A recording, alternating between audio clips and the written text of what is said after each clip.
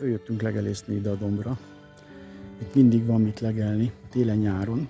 Még annak ellenére most is, hogy fűkaszával ügyesen levágták itt a füvet még a kerítés mellett is, de mindig van egy-két ilyen lucernaféle, amit lehet enni. És hát ezt ki is használjuk szépen. Hát mutatom, hogy körülbelül hogy néz ki a táj távolba. What? Hát lehet látni, hogy azért itt nem a zöld szín a domináns.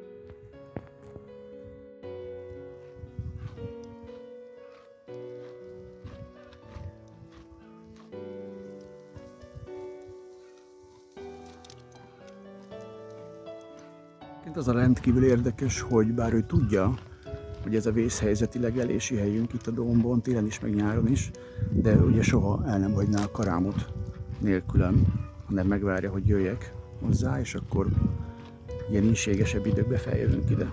Egyébként nem emlékszem rá, hogy lett volna ilyen szárazság, amióta ebben a lavardában vagyunk, tehát ez egészen extrém, ami most van, de úgy néz ki, hogy lassan kibírjuk, de azért kéne egy-két hét eső.